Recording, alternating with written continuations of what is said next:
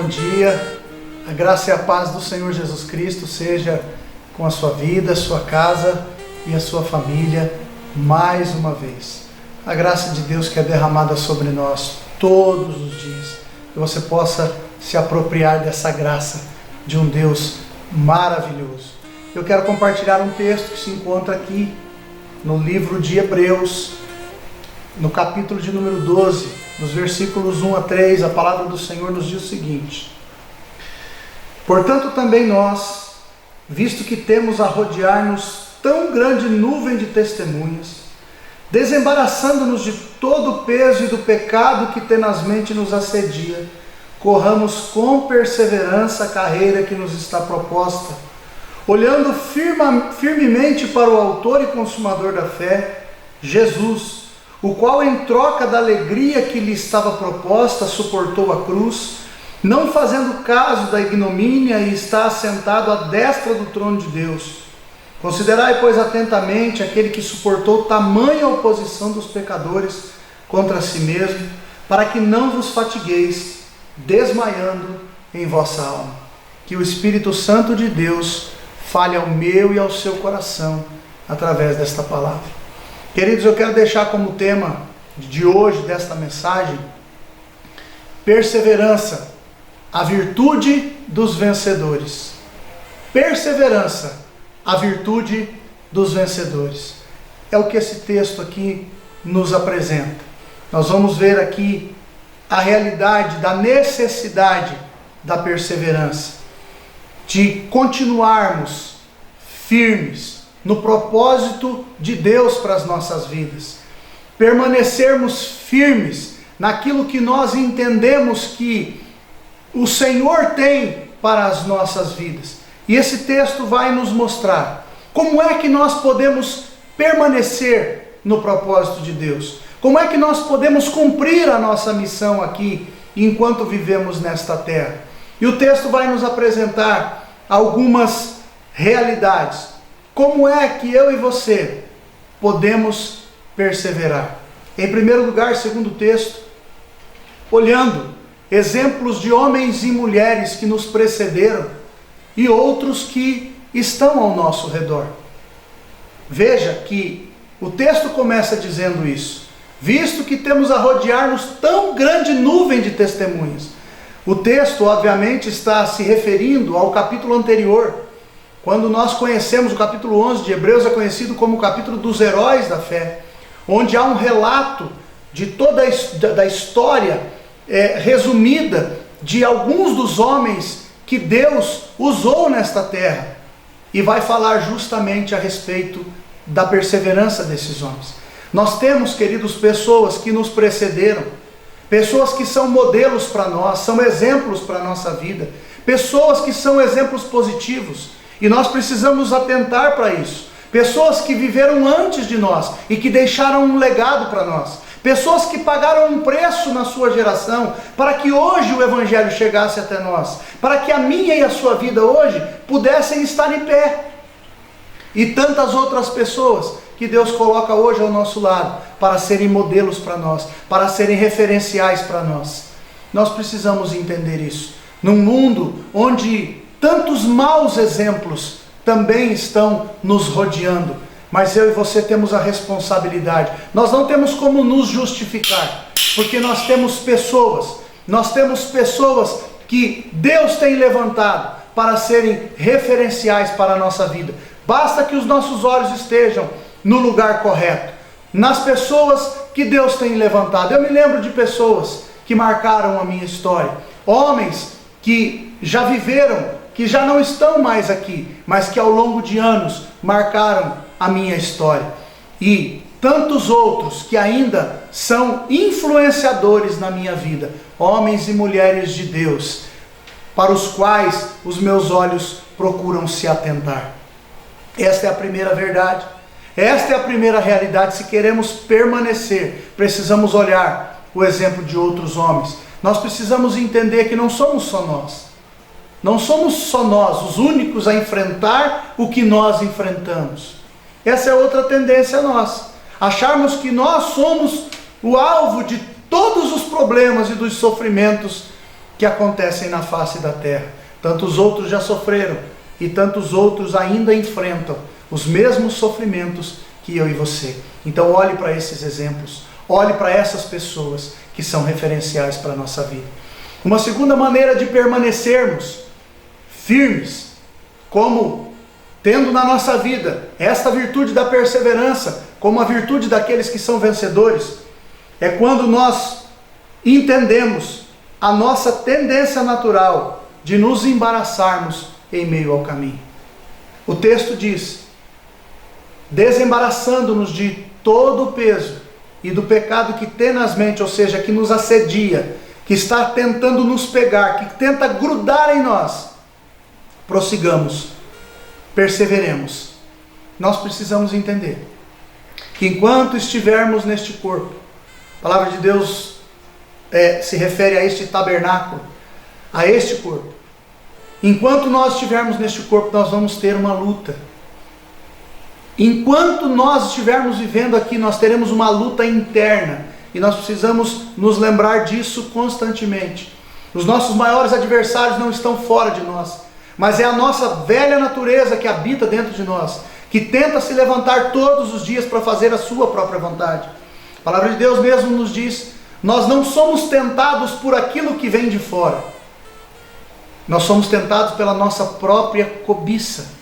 É algo que está dentro de nós. Essa natureza precisa ser mortificada todos os dias, para que a natureza do novo homem, a nova natureza que se faz em Cristo Jesus, possa prevalecer. Nós precisamos entender isso. Nós precisamos nos desembaraçar de todo o peso, de tudo aquilo que tenta atrapalhar a nossa caminhada. A palavra de Deus nos fala da parábola do semeador. Parte da semente caiu num terreno rochoso e essa semente não pôde se arraigar na terra por conta do terreno que se encontrava. O terreno é o coração do homem, os cuidados do mundo, a fascinação da riqueza. Nós precisamos nos desembaraçar daquilo que nos impede, querido, que nos atrapalha de prosseguirmos para o propósito da nossa vida. Nós precisamos ter o entendimento de que nós temos uma tendência a nos embaraçar em meio ao caminho. E quando nós fazemos essa reflexão todos os dias, nós vamos percebendo esses espinhos, esses abrolhos, e podemos então eliminá-los da nossa vida mediante uma comunhão íntima com o Senhor Jesus Cristo. Como permanecer? Como perseverar? Em terceiro lugar, mais importante de tudo que esse texto nos apresenta, é que nós devemos fixar o nosso olhar no exemplo de Cristo revelado no Evangelho.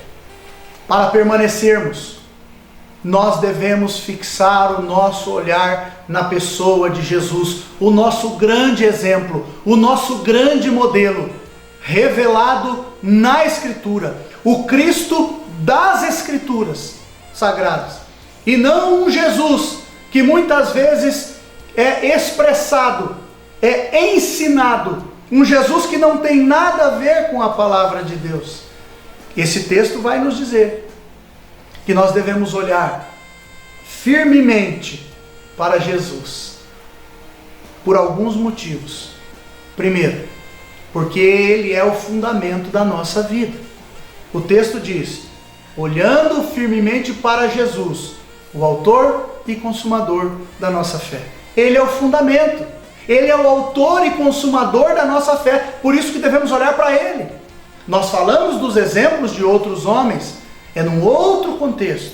Existem pessoas que expressam Cristo e por isso nós devemos ter alguns referenciais. Mas o nosso modelo maior, querido, é Jesus. O nosso modelo maior é o Senhor. Porque Ele é o autor e consumador da nossa fé. Segundo, nós devemos fixar o nosso olhar em Jesus como o nosso grande modelo, porque Ele nos ensina que os sofrimentos pelos quais passamos não se compara com a alegria que há de se manifestar. O texto diz: olhando firmemente para Jesus, o autor e consumador da nossa fé, que em troca da alegria que lhe estava proposta, suportou a cruz. Os olhos de Cristo estavam na eternidade, querido. E os meus olhos e os teus olhos precisam estar na eternidade, no tempo por vir, nas promessas que Deus tem para os seus. E essas promessas não se findam aqui, muito pelo contrário. A palavra de Deus diz que se a nossa esperança em Cristo se limitar a esta vida, nós somos os mais infelizes de todos os homens. Porque a proposta de Deus, o propósito de Deus, o projeto de Deus é eterno. Este tempo é um tempo limitado, mas a eternidade não tem fim. E a proposta de Deus, o propósito de Deus é que nós perseveremos firme, mesmo em meio às adversidades, às lutas, os sofrimentos, as vergonhas. A palavra ignomínia significa vergonha. Jesus não fez causa da vergonha pela qual ele passou aqui nesta terra, porque havia uma alegria que lhe estava proposta. Existe uma alegria proposta para você na eternidade. Portanto, permaneça firme, olhando para Jesus. Persevere, olhando para Ele como nosso modelo principal. E devemos olhar para Ele, fixar os nossos olhos nele. Em terceiro lugar, porque Ele é o referencial maior de um vencedor por meio da perseverança. O versículo de número 3 vai dizer isso. Considerai, pois, atentamente aquele que suportou tamanha oposição dos pecadores contra si mesmo, para que não vos fatigueis desmaiando em vossas almas. É quando nós olhamos para Ele que nós vamos permanecer. É quando olhamos para a vida de Cristo revelada no Evangelho. E é por isso que eu quero enfatizar mais uma vez aqui a necessidade de conhecermos o Cristo da Palavra, o Jesus do Evangelho. Não é um Jesus que você conhece de ouvir falar, mas alguém com quem você tem um relacionamento íntimo e pessoal, que vai se manifestar a você. Esse Jesus quer falar ao seu coração. Esse Jesus quer mostrar a você, em todos os momentos da sua vida, inclusive nos momentos de sofrimento, Ele sabe o que você passa, Ele sabe o que você enfrenta, porque Ele já passou. Para que você não se fatigue, não se canse, não desanime e não pense em retroceder. Olhe para Ele, porque Ele é o maior exemplo de alguém que venceu pela perseverança. Ele chegou a dizer ao Pai: Pai, se possível, passa de mim este cálice, sem que eu beba. Contudo, seja feita a tua vontade. Ele perseverou. Ele foi até o final por mim e por você. Ele é digno. Ele é digno. A história conta, e eu quero finalizar aqui, a respeito de dois jovens moravianos. Depois leia a história dos morávios, uns irmãos de séculos passados que oraram por mais de 100 anos de forma ininterrupta. Eles tinham como propósito entregar as suas vidas ao Senhor de fato, praticamente, vivendo em função do Senhor, e muitos deles foram missionários. E dois jovens, queriam evangelizar uma ilha na África, mas eles não puderam ir como evangelistas, e eles então venderam a sua própria vida para ir lá evangelizar aquele povo. E eles se venderam como escravos para nunca mais voltarem, simplesmente para poder levar o Evangelho. E quando eles estavam saindo da Europa para ir para a África, as últimas palavras que ouviram daqueles dois jovens, quando disseram: vocês estão indo, vocês não sabem se vão voltar, o que vocês estão fazendo com a vida de vocês? Dois jovens de 18, 19 anos. E eles disseram assim: digno é o Cordeiro de receber a recompensa do seu sofrimento. Deus ainda tem levantado homens e mulheres que estão dispostos a perseverar e pagar o preço que necessário for para viverem o propósito de Deus aqui nessa terra. Que assim seja com a sua vida, em nome de Jesus. Eu quero orar com você. Pai, nós te damos graças mais uma vez pela tua palavra que nos encoraja, pela tua palavra que nos fortalece, nos trazendo o exemplo do nosso amado Jesus Cristo. Também apresentando, Senhor, exemplos de homens e mulheres como nós, com os mesmos sentimentos, com as mesmas debilidades e limitações, mas que venceram porque permaneceram e perseveraram no Senhor. E quando olhamos para a vida de Jesus, segundo o texto que lemos, nós podemos ver o nosso exemplo maior de alguém que viveu aqui nessa terra com os olhos no céu, contemplando a alegria que estava proposta a ele. A alegria era ver a justiça do Pai satisfeita, o pecado sendo pago e uma humanidade condenada ao inferno e a separação eterna de Deus sendo reconciliada. Nós queremos te agradecer, Pai, pela tua palavra, pelo que o Senhor fez por Cristo Jesus, o nosso Cordeiro, o nosso sacrifício, o nosso Senhor e o nosso Salvador. Alcança a vida de cada uma dessas pessoas, fortalece, ó Deus, através desta palavra, encoraja, Senhor, estas vidas que talvez estejam desanimadas, que possamos olhar para Jesus e levantarmos a nossa cabeça aos céus, contemplando o tempo vindouro e vivendo triunfantemente em Cristo nessa terra, para a glória do teu nome. Amém. Querido, que Deus te abençoe. Fique na paz do Senhor Jesus e até o nosso próximo encontro.